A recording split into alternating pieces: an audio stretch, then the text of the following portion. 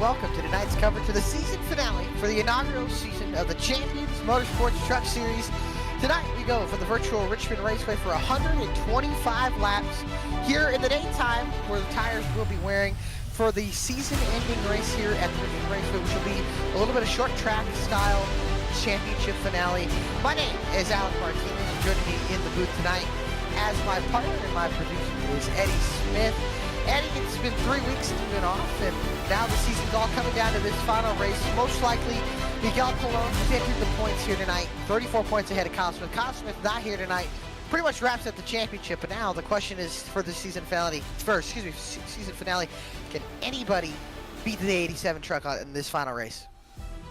Yeah, I mean, it's sort of a swan song race for him. He's got the championship already locked up. But take a look at the point standings here. You can see, I mean, he's 20 points. Kyle Smith's not here. Brett Stevens cannot make up the difference. So Miguel Colon could just he could pull over and stop and call it a day, and he's the champion. But, you know, champions, I don't know if they really act like that. I think he wants to go up there and not only win the championship, but win the race. So I think we'll see him up front.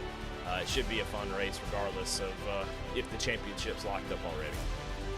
For sure, I think it should be as most I give our congrats to Miguel Colon. Once he probably takes the green flag, will in fact clinch and lock up that championship. David Anderson also with quite a hefty lead over on the 50 years old plus category for points. So I think David Anderson, barring any major setback tonight, should have himself that championship as well. So far tonight, Miguel Colon is picking up right where he's left off all this season with the pole so far, and I'm seeing only about 13 trucks here tonight. Again, final race of the season, a little bit different. So how about we go to our track facts here tonight?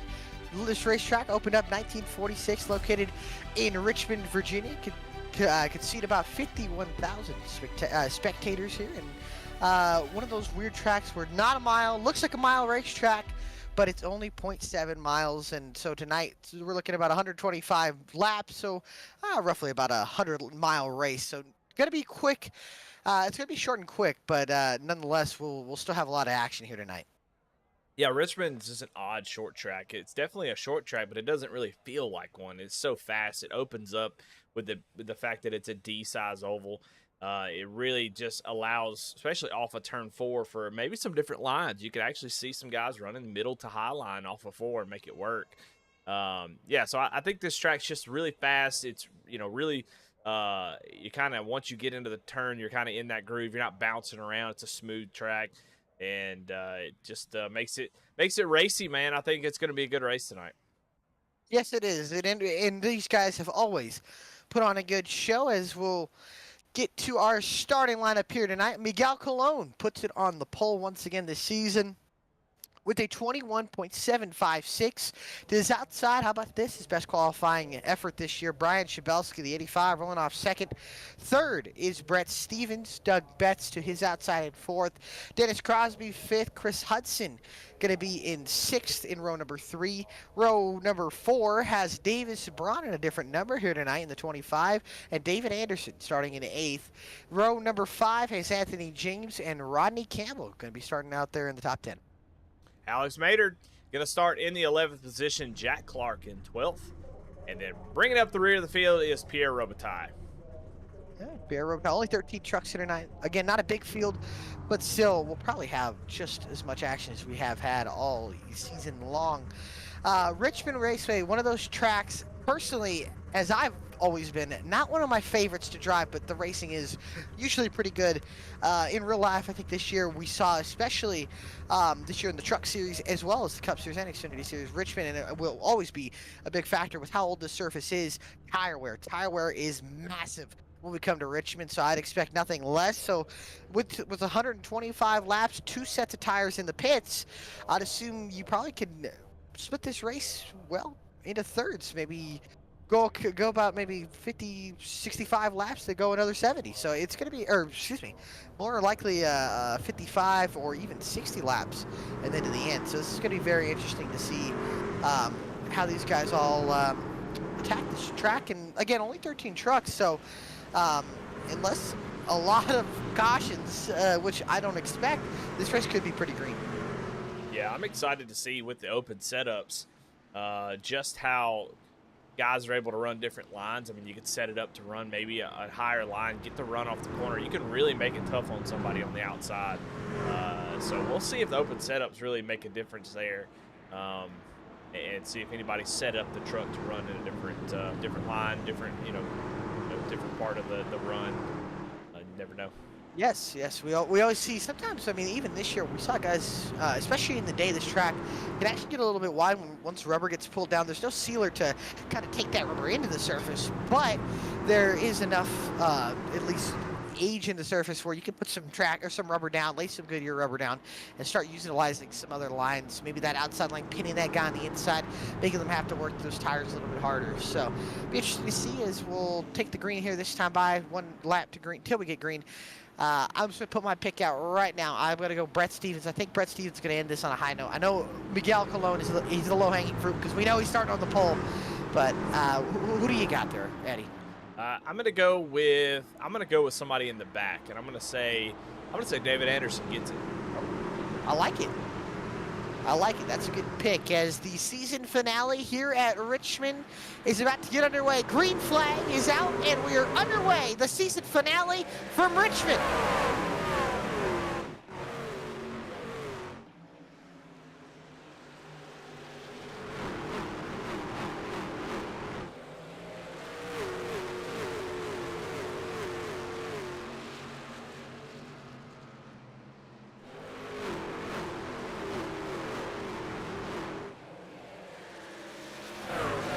Turn 4, Miguel Colon gets to lead the first lap, starts with the pole, gets the first lap led. Behind them, it's Brett Stevens getting by Brian Shavelski in the 85, then Doug Betts, and then a side-by-side battle between Dennis Crosby, and then you got Chris Hudson in that mix, as well as Davis Braun. So a lot of mixing and matching here in this mid-pack, this midfield from about 6th all the way back to about 9th here with Maynard as Betts and Hudson almost make a little contact. Now side-by-side between James and Davis Braun, the guy who won Daytona a couple weeks ago, is that 43 of Chris Hudson. That STP car got his first win of the season in a thriller that was Daytona. So, oh, look at that.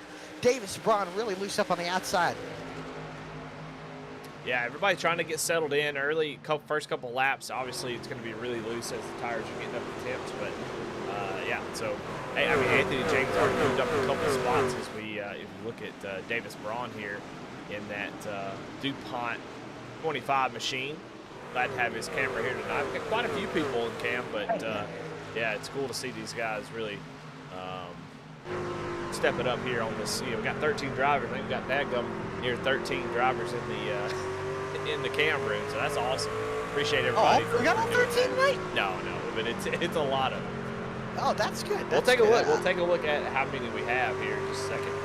We're watching this battle, but yeah, let's take a look. We got Dennis Crosby, David Anderson, we got Davis Braun, Chris Hudson, and Miguel Colon. So a lot of guys in here tonight for a championship race. Yeah. Oh, there goes Doug Betts around down the back stretch. Betts into the inside wall.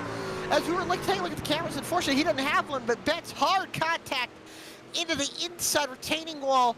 No caution going to come out, and which could be a race-ending incident there for the 3. Smoke coming out of here. We'll take a look at our picture-in-picture. Seems like off of turn 2, Betts just lost it, and then hard hit to the inside wall, and unfortunately, he's going to go multiple laps down, having to get some damage fixed, as just a classic Richmond kind of thing there. The way the banking is carries you up off the corner, and if that backing comes around, it's very hard to catch. Yeah. I mean that we've seen that so many times. If you race Richmond, you know that's going to be an issue, because you're right. When you come off that banking, it just unloads the truck. Like here in 3 and 4, you see those guys are coming out. It sort of sweeps out. It's not as aggressive, but to get off of turn 2, and look right here, it comes off. I mean, you see how it just flattens out immediately. It unloads the whole truck, and the weight, completely changes. We're right here in 3 and 4. You see, it's more of a gradual thing, and so you can really stay in the throttle a little bit longer. But yeah, turn 2, man, it just really upsets the balance of the car. That's exactly what happened to Doug Betts, and unfortunately, he goes around. Yeah, unfortunately, that's going to end his night. Again, no lucky dogs this season. Next season, that's going to change. There will be lucky dogs. So I think that's going to be playing a new factor, a new role into next year. If I read that right, I think there is going to be lucky dogs next year. So we'll see that season. Next season already, they've already got the schedule out. They'll be opening up the season at Talladega next year, and that'll be our next month, I should say. So about another month away. October 27th will be season 2 starting date. So that'll be fun to hear and fun to see. And hopefully we'll be able to bring that live from season 2. Eddie will be back for another season, which will be very fun. We know these guys always putting on a heck of a show. Speaking of heck of a show so far, Chris Hudson's really been on the move. That truck seems to be having the pace in it. Brett Stevens got by Shabelski early in this race, and right now he's kind of holding up the 85 a little bit as Miguel Colon a 3-second lead already, only 12 laps into this race. Yeah, I mean, he's going. I mean, and we've seen that each week, and it's hard to say, is it, you know, are his setups just better, or is he just that much better? And that's a question when it comes to open setups. It's hard to say, because he might just have better setups, but he's just been so consistently fast that I think it's just he's got to real tighten up between the steering wheel and the seat, I believe. So. Chris Hudson on board with that 43 STP truck. Man, oh man, look at how big that wheel is, and look at how he's counter steering that truck off like driving a big rig. Corner. Yeah, pretty much. That's what I was thinking. Gets into the corner a little loose there. You see him have to counter the wheel a little bit, and then off the corner, especially here, you see him have to really counter the wheel off the corner because the tires light up so much. When you get onto the throttle, this track's so worn out that you're pretty much just hanging on for dear life off these corners. You got to roll the center so much. This track's always been keen on having a nice entry, and usually you want to get down to that yellow line. You kind of want to put the left side tires on it and then let the truck kind of flow up through the corner or off the corner. But yeah, this track you can drive it multiple ways, and that's what's great about it. And I'll tell you, we've got a great battle for 10th. Pierre Robitaille and Rodney Campbell are going on at it right now. They're kind of leaning on each other. Campbell way up the racetrack, and then you got Robitaille kind of hooking that bottom lane, the traditional Richmond line. And these two leaning on each other. They're off at turn number 4 the last time, as Campbell able to get that 10th position away from Robitaille. And then you got Doug Betts, who's back on the track 2 laps down, who unfortunately had an incident there on lap number 5. And then Jack Clark has closed up to the back end of Robitaille. Alex Maynard and David Anderson just ahead of them, getting side by side for just a second as Anderson gets by Maynard. And then Davis Braun starting to get a little bit better. As he's sliding around here, but just got by Dennis Crosby for 5th. So a little bit of battles all over this racetrack as Robitaille and Campbell still going at it here. As Campbell tried to do the old crossover, just couldn't do it, and Robitaille finally gets that spot back, and he'll take 10th away from Campbell, and Clark still biding his time here behind these two. As up at the front, Chris Hudson, Brian Shabelski going at it here for 3rd. Hudson to the inside there, hooking that yellow line. Shabelski lets him go. And that 43 truck has some pace, I must say. That 43 truck has got some pace. He's turning not as fast as Cologne, but man, he's turning some really good lap times. Stevens in 2nd, just a little bit off. Doesn't seem to have the pace that Hudson or Shabelski have to just kind of drop back in that dirty air of the 86. Ran a race here. It was fixed, but the other night on Thursday in the trucks. And one thing I do know is what I love about this combo is the fact that the throttle is something that you can actually use. Normally at these trucks, man, you're either wide open or you're going down the corner, you're stomping on the gas. Here, there's a lot of skill involved. There's throttle control that you need to do off the corner, especially off of turn 2, to make sure you don't spin the tires. And, you know, it's a lot of fun. And I think that kind of separates these drivers sometimes. And Chris Hudson drives right below Brett Stevens and really passes him without much effort at all. And here comes Shabelski trying to get by Stevens as well. And like I said, Stevens seems to, from what I can tell, has that tight in the center and then loose off. And that's about the worst combination here at Richmond. Yeah. This track, you got to have the car kind of free to rotate the center, but you also want to have not too much rotation to where you're spinning the tires off the corner.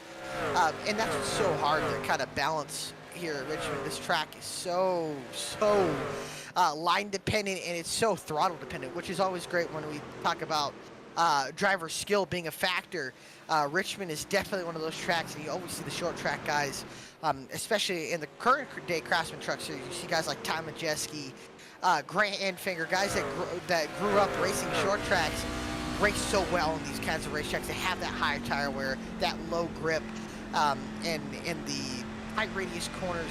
That's what I love, and what's always so great to see about these short tracks, man, is you get to really see, especially tracks with high tire fall off, you get to really see the guy's talent show. Yeah, I mean, and this track is just so different from end to end. The way you drive it, you have to be careful, be smart on the throttle, but it's almost like a slot car. It drives you right down to the corner. The banking kind of keeps you pointed, keeps your right rear kind of hung out there as you come off of turn 2. You just have to work that throttle and be careful.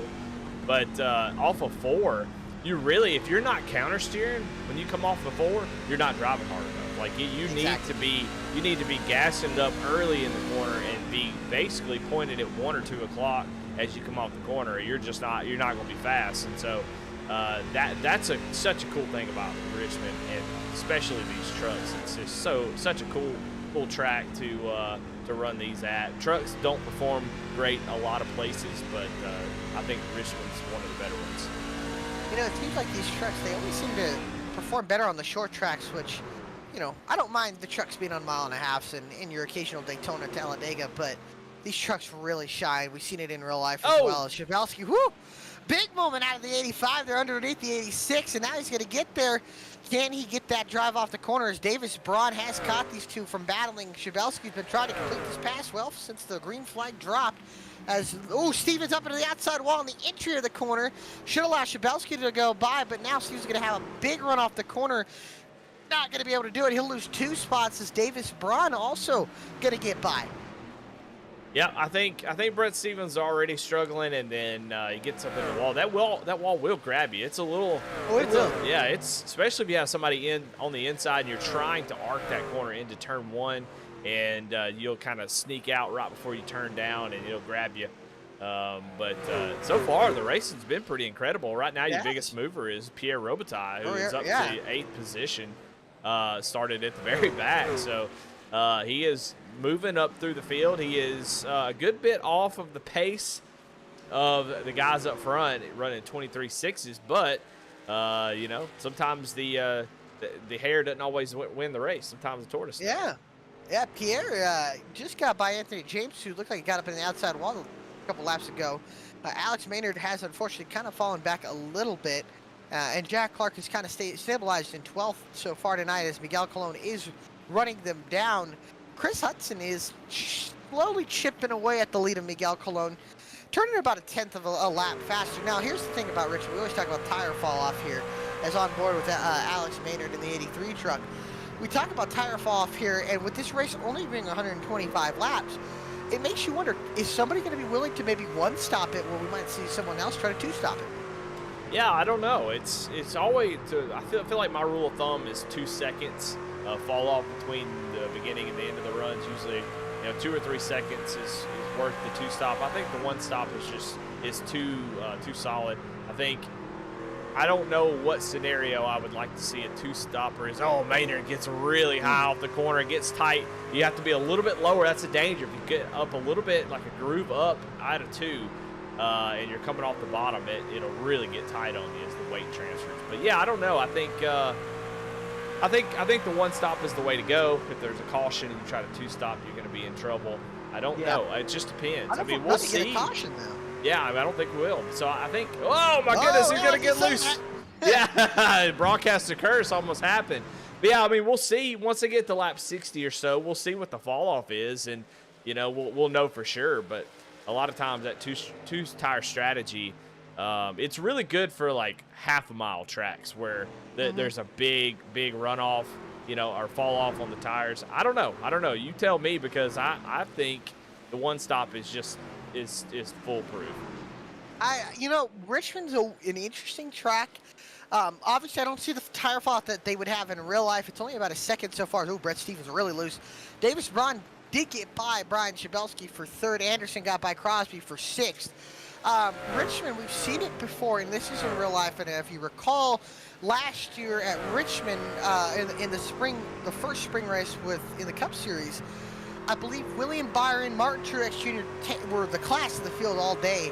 They decided to one stop, which was the final stage, was about, I think, 130 laps, and they one stopped it to where I believe it was Denny Hamlin and Kevin Harvick. They two stopped it, and at the very end of the race, with like 10 laps to go, they were able to run down Truex and Byron, and they got by them very, very quick because of the difference of fresh tires. Again, we're not seeing as much tire fall off as we would see in real life, only about a second after 37 laps. So that's definitely going to be different, as we're on board with Miguel Colon, who's setting a really good pace. Not as good as Chris Hudson, though. Chris Hudson was 6 seconds back about 10 laps ago.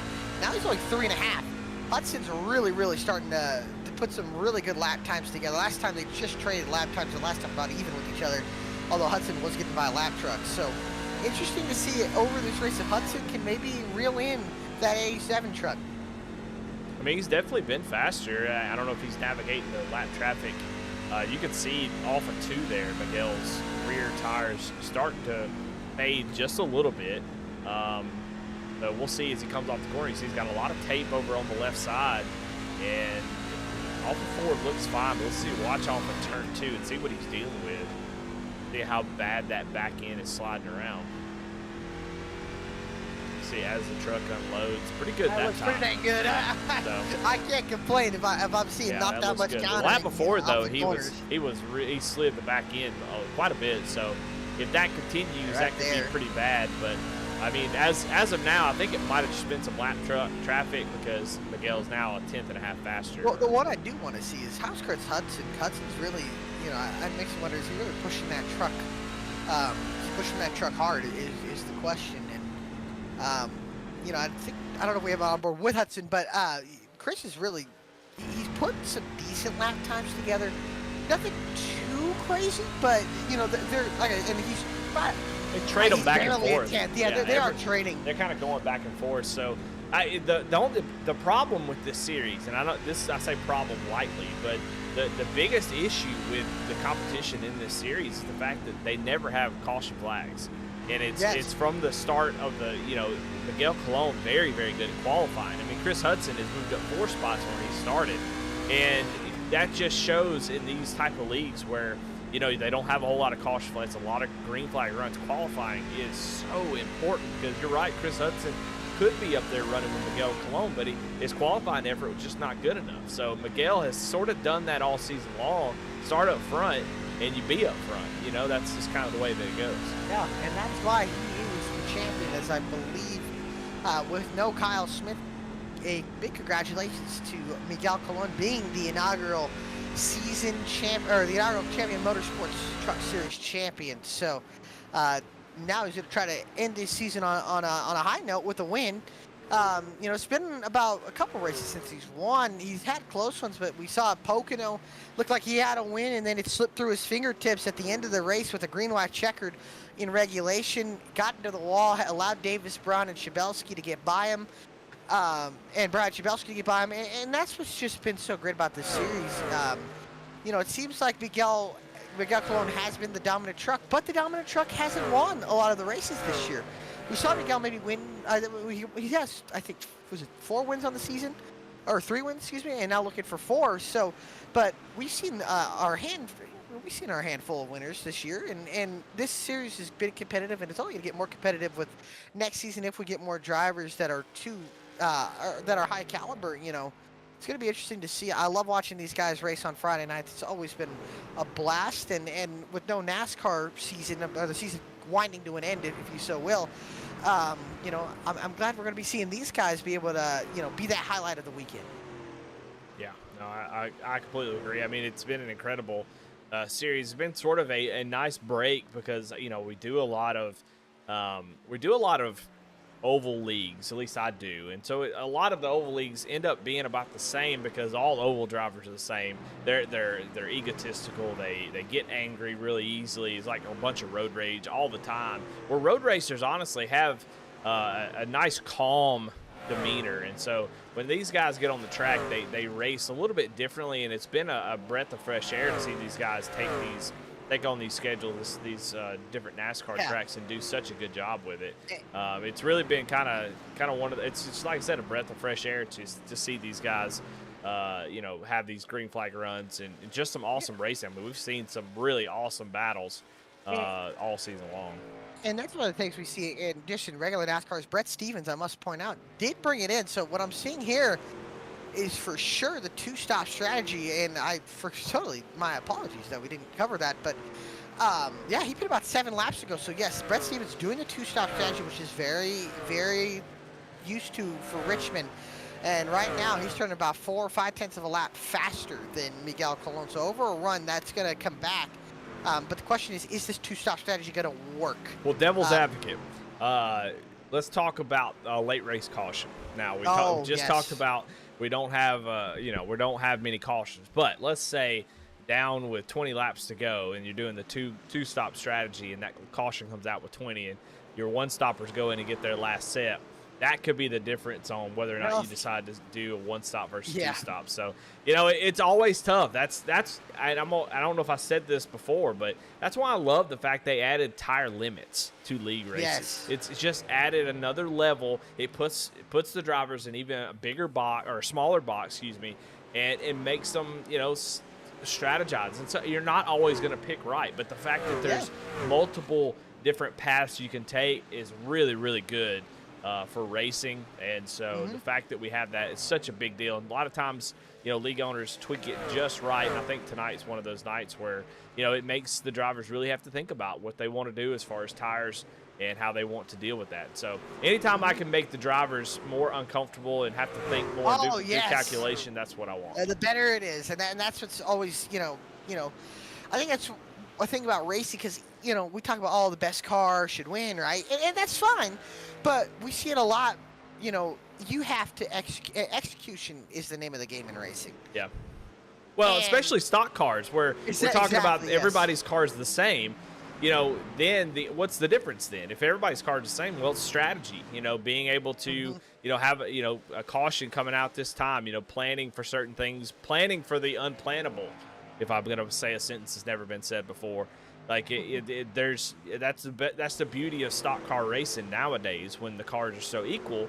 You know, you've got to be able to have that element of oh my goodness, Alice Mater gets way up at the track into the wall, right in front of Brett Stevens. Scary moment. Stevens not liking that as he's trying to set the best lap times he can, the most consistent lap times that he can right now. He is the fastest truck on the racetrack without a doubt. Chris Hudson has gotten it down to 2.4 seconds. Yeah, so this lap traffic not being easy.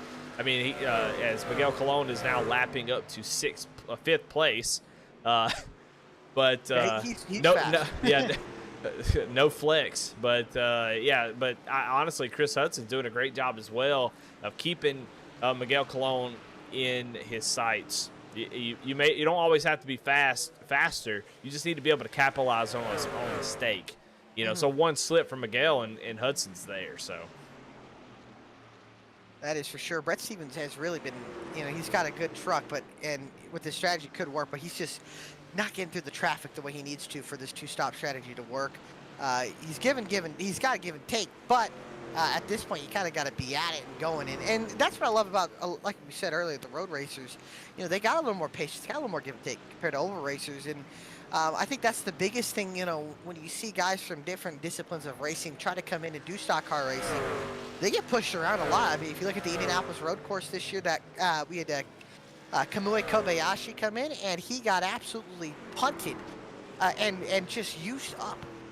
You know, by Ricky Stenhouse and by the guys in the mid-pack. I think Noah Gregson at the time was getting into him. And, you know, you got guys, you know, from different disciplines coming in, at least from maybe sports cars or even open-wheel racing, and they're so not used to, you know, having guys that are willing to use bumpers because, you know, they can't do that in their disciplines of racing. Well, it was interesting to me to hear that SVG saying you can't touch another driver in V8 supercars. So like it's a very unique thing NASCAR is, to where, you know, we're okay with moving people out of the way and pushing them around, because everywhere else in the world that's pretty much frowned upon. Yeah, and that's the one thing I think why I always, you know, hope that people give stock car racing a try, you know, to watch, because it's so different. You get such a different point of view compared to any other racing series you could see. Davis Brownie is bringing it down pit road. as well as strategy and all this as well. Stock car racing is kind of its own thing, and we all love it. At VSP, we love stock car racing, and I'm glad that NASCAR is trying to branch out to other countries and show what really stock car racing is all about. Because man, once you get bit by the bug, it's worth it. Let me tell you, it's awesome. So, as Miguel Colon, man, he is just blistering pace. Has led every single lap so far since the drop of the green flag. Got the pole. I mean, he's just been on it. He's probably the truck that's sliding around the least is Chris Hudson bringing it down pit road.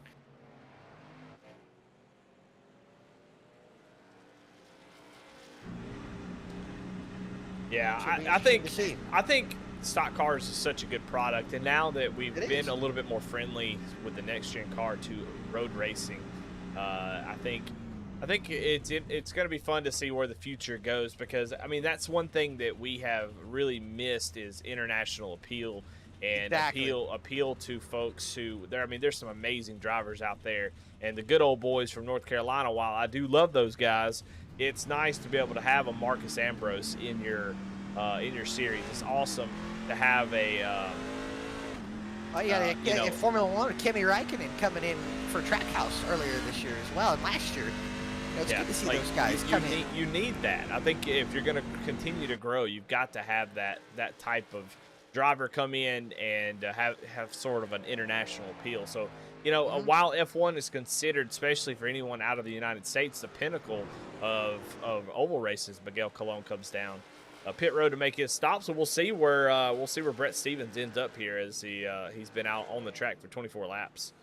But I mean, for the pinnacle of racing, everywhere outside of the United States is F1. And you might say GT,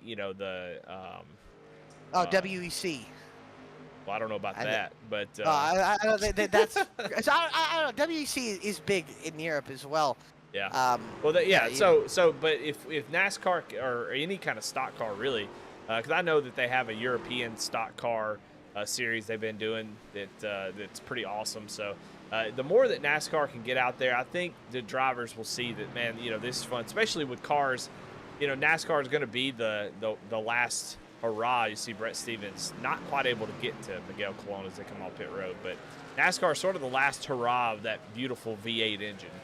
Of course, yes. Everything else sort of goes away. And I believe overseas they got a little bit of that taste with the Garage 56 project with Hendrick Motorsports at Le Mans, where we had people talking about, hey, people want to go and sleep, and then all of a sudden you just hear the roar of the V8 engine from the next gen. And man, I do love the way the next gen sounds. As David Anderson is your leader in this race, now the first driver other than Miguel Colon to actually lead laps, as Colon got the lead, but Chris Hudson's not too far behind. And David Anderson, man, I love that he's so focused. How about that shirt, Champions Motorsports shirt? Loving that. I'm interested to see, and most likely he's going to win the 50-plus championship there, as Brett Shavelski unlapping himself, or Brian Shavelski, unlapping himself from David Anderson. Now, let me tell you, caution comes out. He and Dennis Crosby are going to be in a good spot, because half of this field is a lap down. So 8 trucks still currently on the lead lap, as Alex Maynard bringing it down. Jack Clark still on the racetrack. Doug Betts still on the racetrack, a couple laps down. Anthony James, I believe, may or may not have had a speeding penalty or just not a great stop. And Rodney Campbell also fell back a little bit. So they are now 2 and 3 laps, or excuse me, 2 laps down both sides. So interesting to see what's going on here, as Miguel Colon is just now only 0.6 of a second ahead of Chris Hudson. Yeah, I don't know what happened, because Miguel Colon was faster in the pit lane, faster in his box, and Chris Hudson comes out. I know what. Yeah, he did. He pit 3 laps before, so that'll be the difference. We'll see if he can make up for that. See if that 3 laps got to make a difference or not. But yeah, he did get close to him. Yeah. And Brett Stevens' strategy so far, it's not really working. The leaders have left him already by, I don't know, about 7 seconds already. So it makes you wonder, when is Stevens going to bring it down pit road to get that second set of tires?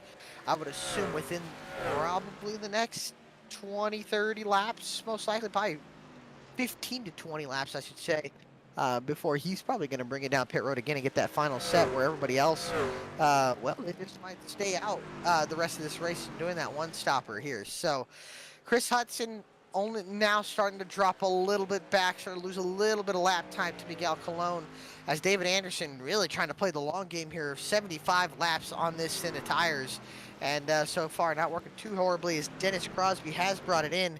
The real question is, how far can they make it on fuel? I know with only 80, or I think it's 80% fuel tanks here, you're not going to be able to go about you're not going to be able to go 125, I don't think. So Yeah. I'd be shocked, let alone your tires making it that far. Whew, I think it'd be really tough. Yeah, I mean, Miguel Colon's lapping a tenth. Oh, somebody gets in the wall there. A second and a half. Clark. A second 2/10 faster than David Anderson right now. So he's definitely struggling with those tires. But I think it's just hoping for a caution. You know, if caution comes out, he can run as long as he wants. And if caution comes out, he'll be in good shape. David's had some great strategies that have worked this year. I mean, we saw it, I think it was it Gateway, where he saved a set of tires. He got a lucky caution. They were trying to beat the time, and he did. And he got tires, and it looked like David Anderson was going to win that race because of the tire advantage he had. And usually we don't have to ever deal with time. I think that was the first time I've seen it. But, boy, oh boy, did it make it interesting to see David Anderson have a chance. I think he started like 10th, 12th, and then got up to second. And if the time didn't expire, I think David Anderson was winning that race. So, but yeah, no, and I love the strategies that he pulls. They're definitely unique, but man, do they work at times. And I've also noticed David Anderson's line. You know, we see it at Richmond where guys let it track up to the outside wall, and then they arc the corner into the entry of turns 1 and 2, or into turn 1, as Miguel Colon going to try to get that lead back from Anderson. Anderson, 79 lap old tires, where Miguel Colon only 12 laps on those Goodyear Eagles, as he'll go by and retake the lead of this race. But I'm noticing Anderson running a lot lower on the straightaway, which is another different approach that we don't really talk about a lot here at Richmond. But sometimes when you let the truck or car track up the racetrack, you burn off a little more tire, letting those rear tires have to work a little bit more when you're using that line. But if you kind of pin it down a little bit, you kind of keep the tires from spinning the wheels a lot. As Anderson now getting under pressure for Chris Hudson for second. Hudson now about a second back from Miguel Colon, as Hudson back to second, and Anderson doing a heck of a job so far on 81 lap old tires. I wonder if he's going to try to make it all the way to the end, if he's saving fuel or not. He's got a big enough gap over Braun. Braun will probably get by him, you know, once we get to Shabelski, who's a little bit behind, I think Anderson may be able to somehow get a top 5, top 6 out of this, as here comes Brett Stevens going to pit for that second set of tires.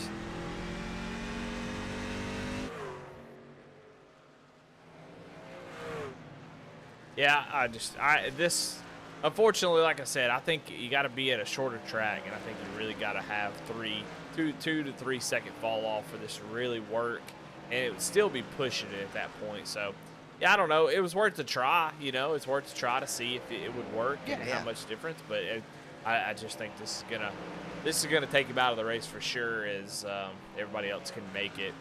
Yeah, I don't know. I just haven't seen the two-stop strategy work in a NASCAR vehicle in a while. It's just it's never my favorite type of strategy, that's for sure. Yeah, I haven't seen it work in a while, at least for, you know, iRacing. We've seen it work in real NASCAR, but again, you're dealing with real tires that are made to wear, where iRacing is just a base coat of tire that was ran everywhere. But, you know, big shout out. Oh, there comes David Anderson into pit road here, as he'll give up third position. The pit, he'll have the freshest tires by a mile, that's for sure. But the question is, how much time is he going to lose down pit road? We see Brett Stevens' pit stop was 30, or was actually the entire time was 39.5. So he's probably going to lose at least a lap, if not 2. Yeah. I mean, the majority of the field's down 2 laps now, as Miguel Colon has just been incredible, and is just putting a whooping on the whole field. I mean, him and Chris Hudson. Chris Hudson's been able to stay right there with him, but man, just impressive how much better Miguel and Chris are right now, because Davis Braun is 11.7 seconds back. I mean, it's a massive gap, and we're only turning 22-second laps, so that's halfway around the track is third place. So it's possible, it's not likely, but it is possible that, you know, Miguel laps all the way up to second place. Yes, it's most definitely possible that at the lap times he's turning. It reminds me the way his truck's handling, the way he's been driving here tonight. The truck race earlier this year, Ty Majeski had a truck that was, I think, the best truck I've ever seen in the Craftsman Truck Series, and he absolutely put a whooping on the field. Heck, he led the first. I think he led the first stage and then got a speeding penalty. What are you saying? Are you saying Miguel Colon's bleeding his tires? Is that what you're saying? No. I don't think he's bleeding his tires. And that is true. They were bleeding tires. But we saw Majeski where he went all the way to the back and then drove all the way back up to the front and should have won that race, but just lost it on pit strategy, which at Richmond, I don't know why you don't pit. But, it just this track is just so... It's so interesting when it comes to strategy, especially Richmond's one of those tracks you don't expect it. It looks pretty simple on paper for strategy, but the way that the tires wear, I love how much the tires wear and how much that really changes on board. Dennis Crosby, a little bit loose there. So far, running in 6th, getting passed by David Anderson. Look at that! Something to highlight on this camera. Look at him when he leans into the corner. I love it. Yeah, look at it. He's not leaning. He's not leaning the whole body. He's leaning his head, leaning the head into the corner. Yeah. So that's more like the oval guy thing, man. I'll tell you, we all lean. Well, if he's got a head like mine, I got a big old head. If I lean it, it might help the car turn just a little bit. Hey, so never that know. might be what he's doing. Hey, we're in the RFK shirt. Speaking of RFK, Talladega, they're going to definitely be strong. That's for sure. I think old Brad, I hope he does. I think he can get it done this weekend, but don't count out Chris Buescher. That guy's always been good. He won at Daytona this year as well, so wouldn't count him out. Those RFK Fords are always fast. Yeah, Fords have really good this season, so I think they'll be definitely the ones beating Braun already up to 13.4 seconds. So Yeah. I wonder if Miguel's going to get there. I mean, he's just Might actually. unreal. I mean, his pace is insane. He's only a straightaway behind. So 22.9 still after 26 laps, which is pretty incredible.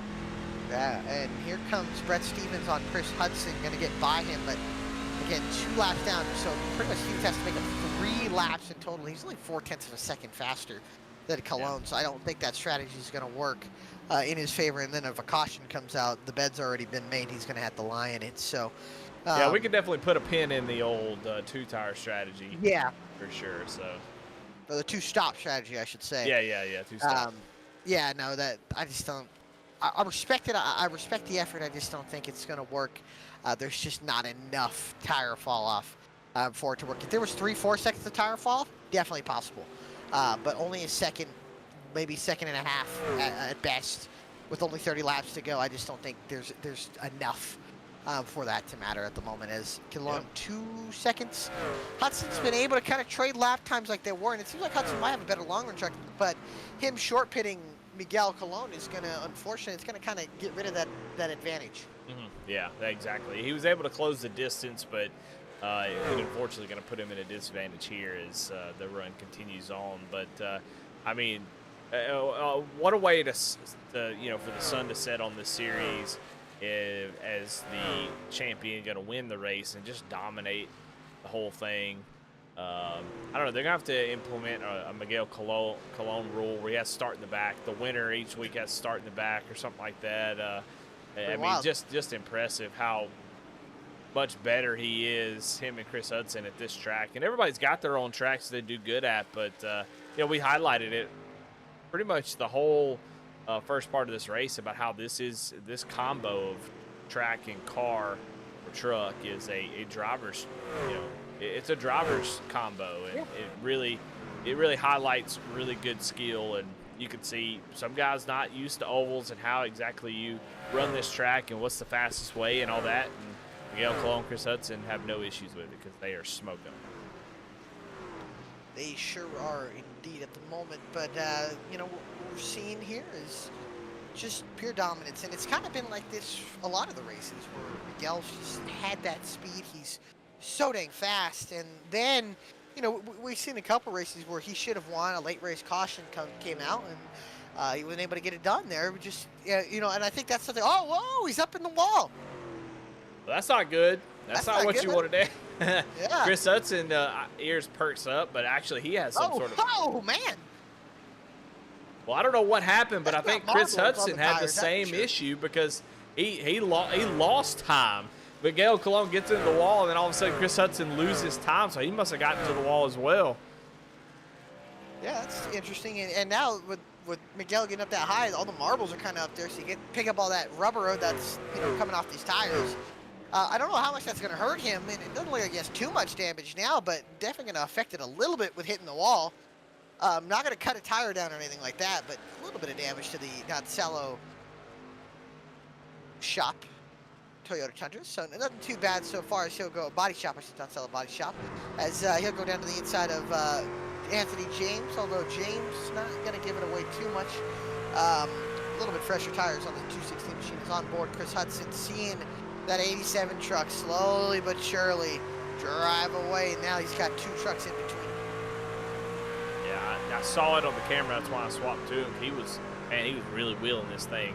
He is definitely driving hard, and I saw his steering wheel go left to right really quick quite a few times the last couple of laps. So I think he's really trying the best. I mean, he's down to 1.7 seconds as Miguel deals with some lap traffic, but he's definitely going to keep Miguel honest. He is, that's probably the biggest highlight tonight is that Chris Hudson hasn't let Miguel just breathe at all.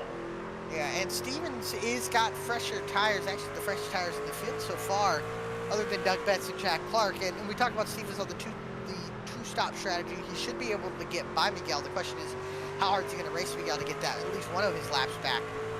He's down to the leader right now, but the leader right in front of him, and Hudson's just a little bit off of Miguel. Right now, they're almost dead even on lap times. So Hudson, I think, was a little bit better on it was a little bit better on the long run, but he had to try something to catch and kind of get that gap back to where he wanted it during that pit cycle. As 20 laps to go on the board.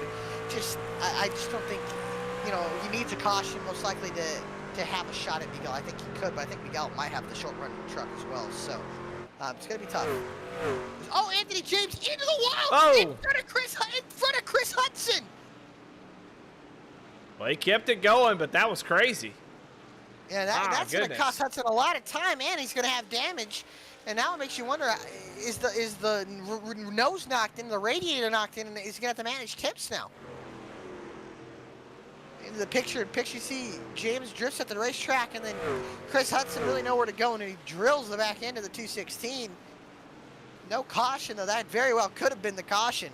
Yeah, that came really close, but great job by both those drivers to not let it get out of hand. Yeah, he was up with just a lane too much. You see, he had the wheel turned all the way over.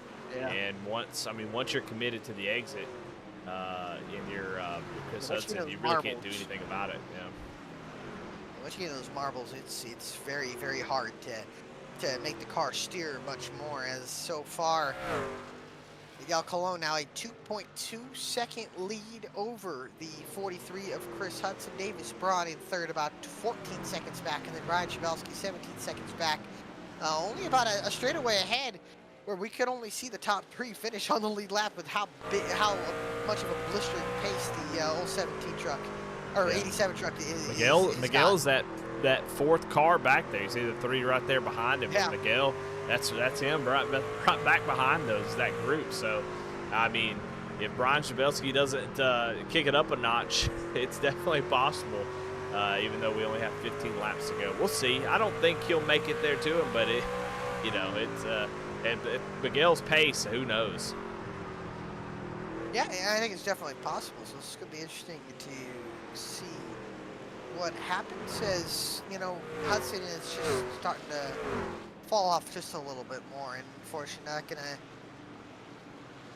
not gonna be able to do much here. So we'll see. Although Hudson's turning some good lap times, I must say, but well, pick one, Alec. Is he falling off, or is he running back? I don't know. He's turning good ones, and then he has some bad ones. It's really I think the lap traffic. Yes. Yeah, the traffic is really what's changing that, because Miguel will drop off a couple tenths as he deals with lap traffic, and then Chris will gain, and then he'll have to deal with the same lap traffic. So I think it's just them being patient, not trying so hard to get around these lap cars, and just taking their time. But I think if it's heads up, I think Miguel is definitely a bit faster. Definitely, that's for sure. So try to put Dennis Crosby a second lap down. And Rodney Campbell will go a third lap down if he can get to him, as Crosby up the racetrack just a little bit. As Miguel Colon trying to get by and get sixth place, 2 laps down. David Anderson a little bit ahead of Campbell, way up the racetrack there. Who's to be way up in the marbles there. He's going to have to back out of the gas there off the corner now. Alec, I'm really surprised just how separated this field is. Tonight seems to be one of the biggest separations that I've seen out of the whole season, where, you know, Miguel Colon, Chris Hudson are in their own zip code. Then Davis Braun, Brian Zabelski, and David Anderson maybe are in their own zip code. And then Dennis Crosby, Brett Stevens, Pierre Robitaille, you know, those guys are in their own zip code. And then it's crazy how spread out and separated this field is tonight. And Richmond's one of those tracks that, you know, you really get to see the difference in setup and driver. And Richmond's just one of those tracks. Tire fall off is big. You know, and that's just, I think that's just a product of Richmond. We see, I know with only 13 trucks, there's not a lot to really go by. And heck, we're still under an hour from when this race started. And I think this race is going to be over exactly in an hour at the time that we're going here. So, yeah, and it's just, I think with 13 trucks, it kind of adds to it. But, man, Richmond they get spread out. We see sometimes where, you know, the leaders in their own zip code, that second and third are kind of together, and then it's fourth, fifth, sixth, and then it's all over the place. So, I think that's just Richmond racing there, as Brett Stevens will be for position on Dennis Crosby, as though Stevens 7-lap fresher tires for the 22 of Crosby, so for 6th position. Anderson way up ahead, about 10 seconds up the road from Anderson is Crosby. So this is going to be the closest battle on the track right now, and closing under this these last couple of laps here in this season. Yeah, just Brett trying to take advantage of that 2-tire strategy and gain a couple spots here at the end.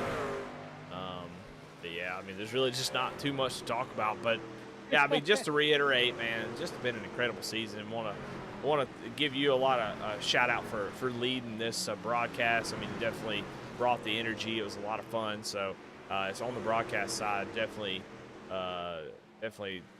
thought you did a fantastic job. It was a lot of fun to call this season with you, and thank David Anderson for putting on such a great series, man. I think these guys had a lot of fun. It definitely gave us a lot as Brett Stevens gets into the wall there right in front of Chris Hudson. But yeah, I mean, it's been a lot of fun. So we're just really happy over at V-Speed to be a part of the CMS family, which is what I feel like now is we've called this whole season. So hopefully moving forward, we get to do more, and looking forward to continue to build this relationship. For sure. Dennis Crosby through the wall a little bit. And that's going to allow Stevens to go right on by and take that 6th position away. Although Crosby's going to try to get to him back and cross him over. I just don't think he's going to have the tire life in there.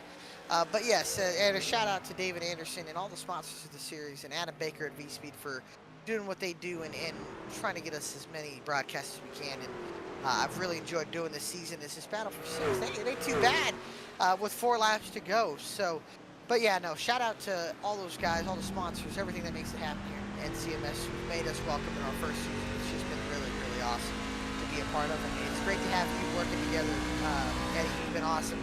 Appreciate all you do for us here at V-Speed, and it's been an honor and a pleasure to call this season with you here. As the final couple laps are winding down. Miguel Colon 3-second lead over Chris Hudson. And then this battle for 6th is not over yet. Crosby trying everything he can as we're on board with him. You see him pedaling in, he's wheeling it a little bit, but Stevens is going to start pulling away just a little bit as Miguel Colon will come off of down the backstretch, a lap and a half to go, and into turn 3 for the second to final time here, and into the restart zone. 1 more lap to go in the Champions Motorsports Truck Series season on board with Miguel Colon.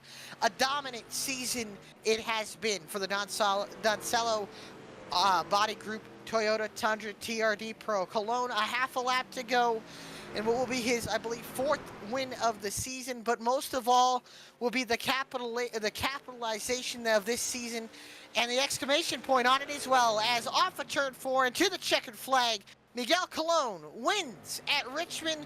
But not only is he the winner of the race, he is also the champion for the inaugural season of the Champion Motorsports Truck Series. Congratulations to Miguel Colon, the inaugural champion in this truck series, and he closes it out with a win. What a race here from Richmond here tonight.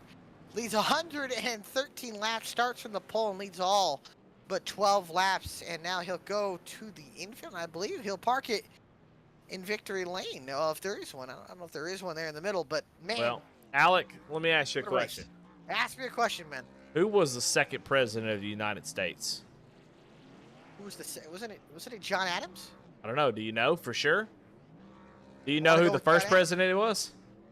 George Washington. Exactly, and you answered that immediately, which means if you're the first out of however many there's going to be at CMS, the first is always the most memorable. So Miguel Colon gets to be the first. Everybody will remember his name as he'll be the champion of the very first season. And, Jeff Gordon always talked about, I always want to win the first one at any new track, any new deal. Mm-hmm. And so to be the first one, to be, that's a big, big deal. So congratulations to Miguel Colon. Just an incredible season.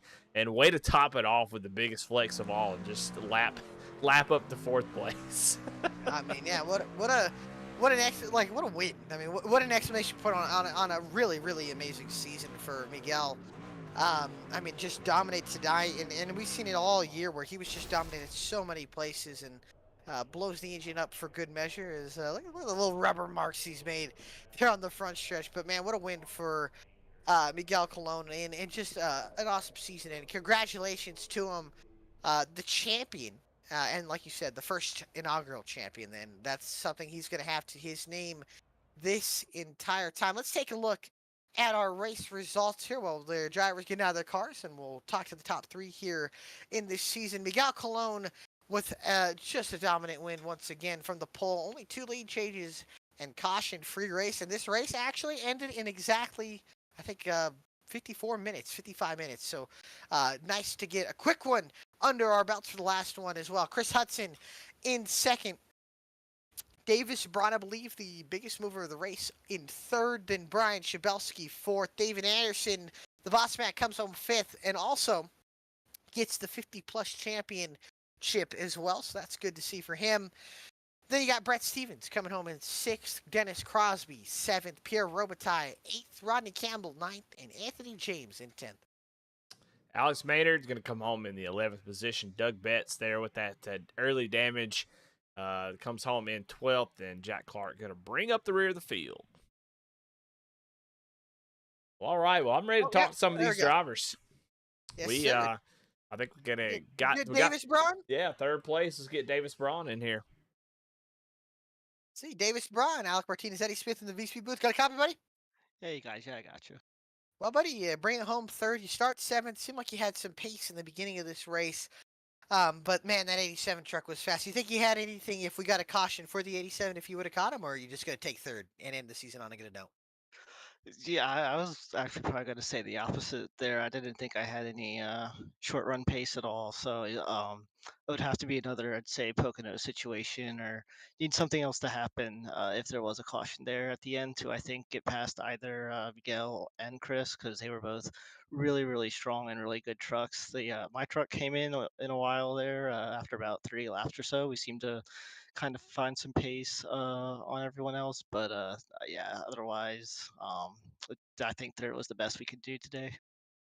For sure, and I believe you're going to end this season third or fourth in points, so not too bad. And you didn't even join until I believe the second or third race. So overall, next year, a completely refreshed slate. I believe the season's going to be opening up at Talladega. How do you feel about maybe next season and see if you can get the championship? Probably depends on the race. If you ask me after Homestead, I'd probably say pretty good. Watching Miguel speed, Chris's speed, there's a lot of good people here. Definitely, I think the full season and not coming in the third race or so was going to be beneficial. So definitely going to try and give it a shot there and see what happens. Give it everything we can. For sure. Well, we appreciate your time, Davis. Before we let you go, is there anybody you want to thank for this season and for this run tonight? Yeah, so I don't know him personally, but shout out to Stephen Cass, I believe, on Trading Paints. He painted this lovely Looney Tune scheme that I was running tonight. Had fond memories of the Pontiac Excitement 400 way back in the day, and so when I saw those rates at Richmond, really wanted to try and get one of those schemes on the truck tonight, and luckily was able to do that. So really good paint scheme there. Thanks to David, of course, and everyone in the league for setting this up, for hosting it. It was really great. Really looking forward to the next season. And of course, thanks to you guys for all of these wonderful broadcasts. Enjoy all of them. And I can't wait to go back and watch this one from tonight. Well, we appreciate it, Davis, and it's been an honor to broadcast this series, and it was an honor to call some of the races. And congrats on a great season and a great finish here tonight. Yeah, thank you guys. All right, have a good one, brother. We'll see you next time there, and there we go. And I believe Eddie Smith is caught up with Chris Hudson. Chris, is Eddie in the booth? You got a copy? Hey, gotcha. Well, hey, look, that was a fun race. You and Miguel in a completely different zip code tonight, and you kept him honest. You know, while you come home in second, you'd love to get that win, but you at least kept him honest. You're right there waiting for him to make a mistake that you could capitalize. It just never came. But you drove from sixth all the way up to second. The truck seemed to be handling pretty good. What else did you need to maybe catch that 87 truck? Yeah, it was a strategic race, although you probably couldn't see much of it on screen because we were, at the beginning of the race, I was just being very conservative, and I think that paid off because I started catching Miguel pretty quickly at the end of that run, and then I pitted, and he came out after he pitted right in front of me. And then, I wasn't sure whether I should like be super conservative and try to get him later, but I decided to just try to keep up with him. And yeah, it was a really good race. Amazing caution-free race. So those are a lot of fun, just with all the strategy that's involved with pit stops and stuff like that. But yeah, a lot of fun. Well, I mean, that 43 truck was moving. Talk a little bit about Richmond. As far as your setup goes, did you have a certain way you were trying to set the truck up? Did you want to run right at the bottom? Did you want to set it up to maybe be able to run the middle or top? Or, we see some guys kind of venture up there from time to time. Yeah, you kind of had to deal with with a loose condition early with the setup. So, I felt like it was a little bit loose at the beginning, and then it would settle down. So I pretty much just rode the bottom. In turns 1 and 2, you can kind of go to the outside and kind of dive it down out of 2. So that's kind of what I was trying to do, and just at the end of the day, you're still going to burn off the tires, and you're at the the last few laps of your run, you're kind of just hanging on for dear life. So it was definitely a challenge. Well, congratulations on a second place finish. I mean, a great season all around. And to kind of cap it off with a second right behind Miguel, that's pretty good. So congratulations, man. Who you got to thank? Any sponsor shout outs? Yeah, huge thanks to CMS Racing. This has been an amazing season, so much fun. I really am looking forward to the next season. So should be good. And you guys have done an amazing job this season. I've really enjoyed these broadcasts. It's you guys do a really good job. So it's always fun to go back and watch them. And yeah, just thank you all for all that you do. Thank you very much. We definitely appreciate the kind words. That's Chris Hudson as he comes home in second place. And we got a little special. We're going to go ahead and crown 2 champions here tonight, as David Anderson is going to be your over 50 champion. Congratulations, David, after finishing in 5th place. You got a copy? I do, guys. How's it going tonight? Well, it's going great, and I wanted to bring you in here and just tell you congratulations and talk about your night. I mean, you're the over 50 champ, and you had another great night tonight, finishing 5th. You've had a great season. We've seen you have some heartbreak as you had some good strategy races and gave it away, and then you've had some that worked out in your favor, and it's been a lot of fun. Talk a little bit about your season and a little bit about your race tonight. Yeah, well, thanks, guys. I think you summed it up pretty well. It was definitely an up and down season. Sometimes it worked and sometimes it didn't. And mainly when it didn't, it was my fault. A couple of times I either, had a induced error. I think at, can't remember where it was, Mid Ohio and maybe Pocono. I got caught speeding, or, I think I ran out of gas at one of them and caught speeding the other. But came really close to winning a race at Gateway. I think one or two more laps, I'd have had the win there because I had fresh tires there at the end. Strategy worked out, and I took the strategy this season of just stay out as long as I could. And like for tonight, it got me the top five. It got me a legit top five, and I wanted that. I didn't want to back into the championship. I wanted to finish strong, and so I was happy with that. Well, it's finished strong, exactly what you did, and got to give you a lot of props, man. It was a lot of fun this season. I think everybody enjoyed it that was in the series, and I think everybody up in the booth enjoyed it as well. We've had a lot of fun, so commend you for all the work that you put into it, and man, go celebrate that top five and that over 55 champion here tonight. So congratulations, and as always, man, who you got to thank in sponsor shout outs? Yeah, well, hey, thanks, guys. I will definitely go. I think I'll go crack a beer here in a minute for this one, and that sounds like a good idea. And really, I want to thank two groups of people. I want to thank everybody here at CMS and the community for making it such a great community, and especially a shout out to all the guys and gals that came out to these races. I think we're right on a tipping point of this series really kind of becoming a big success for us. And so next season, we announced season 2 today. It'll start on October 27th. And I think if we just kind of continue to give it a little bit more push, I think it'll really get right where we want it to be. And we don't need much, maybe 5 or 10 more drivers, and I think it'll be perfect. And then secondly, I want to thank you guys. I got the opportunity to partner with you this season, and I hope we get to do it again. I'm gonna have to go round up some money from some of the guys to help me kind of pay for the broadcasts, which is our money well spent. But Eddie, for you and Alec and Adam and the whole team at V Speed, I'm so happy we found each other, and you guys have just been a pleasure to work with. Well, we definitely appreciate that. It's been a good partnership, and Thank you, David. love for it to continue. So, congratulations, David. We're gonna get you out of here, though. We're gonna talk to the champ. Thanks, guys. Have a good night. Oh, I actually drug myself yeah, out. We're good. We're good. We're good. All right. Let's see if I get him. The champ is here now. Miguel Colon, buddy, congratulations on not only the race win, but also the championship, buddy. How does it feel? Oh man, it felt nice, so it was awesome. We had a incredible race. Truck was like on rolls, basically in rails. So kind of worry a little bit with Chris and Brett. When I saw Brett early diving in, I was like, okay, he's going for a different strategy. So I kind of gamble over there to stay longer than the guys, and I think that actually paid off. So it felt good. For sure, man. Now I want to ask you. It seemed like it was so consistent, or just a consistent season all year. Um, how was this season, and do you think you can maybe even back to back and do it again next season?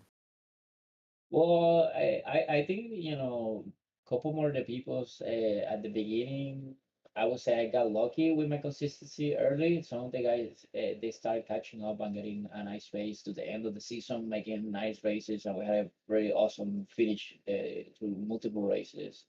I will see, I will give it a try for next season.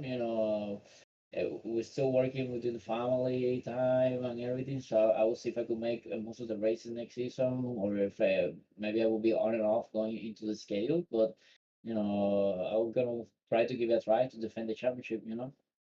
For sure. Well, we appreciate what this series has done, and it was so fun watching you go out there tonight and not only just whoop the field, but to watch you all year was all awesome. And we want to wish you our best, or our congratulations to you. But before I let you go celebrate, two things actually. Number one, how are you going to celebrate? And number two, who do you got to thank for this season? Well, I'm gonna grab a couple of beers now, to go over there and probably start watching the replay back from you guys taking a beer now. And then, I want to say thank you to everybody who put this together. I think this season with the CMS community in the GT3 series that they have on Wednesdays, this series on Friday, keep us the sim blowers, the race people that like to, maybe we don't have the budget to put a car together to go race, but to enjoy and pretend that we actually have a true car. of road racing to enjoy our equipments. So this year has been awesome. I just finished winning the GT3 Wednesday series with the guys, also the championship, and now this one in the NASCAR series. So it has been awesome half of the year this year running with the CMS. So I really want to thank the community for putting all this together. You know, you guys for the streaming, our community from Puerto Rico, the Sim Racing PR, which is a very good a group of people, also helped me develop to what I am today. I'm my sponsor, Agent Sergio Machine Shop. So I'm everybody that always is with us. Well, again, Miguel, congratulations on this season. Hopefully, we'll see you back next season to see you defend your championship, man. Go celebrate, and we'll see you in a couple weeks. Thank you guys. Have a good night. Enjoy the weekend. I really enjoy, seeing all the streams and chatting with you guys. Well, thank you very much, Miguel. Well, congratulations, man. Have a wonderful night, and again, we'll see you. We'll see you hopefully in a couple weeks. Thank you guys. Thank you, buddy. And that's Miguel Colon, your season champion and race winner after leading 113 laps here tonight from the Richmond Raceway. Well, Eddie, what a great season. Man, I'm looking forward to doing it again with you, man. That's so fun, so awesome to watch these guys race, do battle, as always. But I also need to point out tonight, it wouldn't be possible without the sponsors. And let's go through them before we close out tonight. Number one, IRTES, a flagship for multi-car class sports car series with great prizes, great sponsors, prizes, and top-level esports competition, as well as the Champion Circle with a premium membership VIP Discord subscription with great perks, special benefits, and of course the Storm Gang Solutions Group, a in-house top-level modding group for our Factor 2. And by being a member of the Champions Motorsports group, you get exclusive opportunities to enjoy and race their content. But man, thank you to them, and thank you for all that they do for the series. Eddie, man, honor and a pleasure to broadcast with you this season. I'm looking forward to doing it once again, hopefully sometime down the road. Yep. I mean, we said plenty about it, and I think that I'll keep just reiterating that it was just an amazing season. It was a lot of fun. I look forward to it every night that we had it. So, yeah, just excited to see how it continues to move forward and see if they can, build this series into something, add 5 to 10 more trucks. I think it'd be a lot of fun. And so, yeah, it's been a lot of fun. It's been, heaven thank the first couple races I called him Miguel Colon. So, I mean, how time has flown by with this season. I can't believe it's already over. But, yeah, congratulations, Miguel Colon. Just an incredible season. And, yeah, looking forward to what's next. Yes, it's going to be awesome. Well, again, thank you to everybody who has watched our broadcasts and has enjoyed them. We appreciate your viewership. And again, if you're not subscribed to VSpeed 2, please go ahead and do so and like our content for VSpeed all over VSpeed Racing Network, and of course VSpeed 2 and VSpeed as well. We appreciate all of you guys watching. This has been a presentation of VSpeed, and again, thank you to all the sponsors, and thank you to all you viewers who tune in and watch the Champions Motorsports Truck Series season all season long. We hope that you guys enjoyed it. Again, stay tuned to our social media pages for all of the information about broadcasts throughout the week. We appreciate you guys dedicating your time. And again, thank you to the Champions Motorsports League and David Anderson for asking us to come along and go ahead and do this. So we appreciate them, and of course Adam Baker for all he does for VSpeed, as well as Eddie, Bradley, and everybody else here at VSpeed that does and puts in the work week in and week out. So we appreciate that. This has been a production of VSpeed. We appreciate all the time, and hopefully we'll see you guys in about 3 weeks on October 27th for the Talladega season opener for the Champions Motorsports Truck Series once again. My name is Alec Martinez, and joining me tonight and all season long was Eddie Smith. We appreciate all your time viewing us. We hope to see you again in 3 weeks at Talladega. Again, have a wonderful week, have a wonderful 3 weeks, and have a wonderful weekend, everybody. And hopefully we'll see you at Talladega.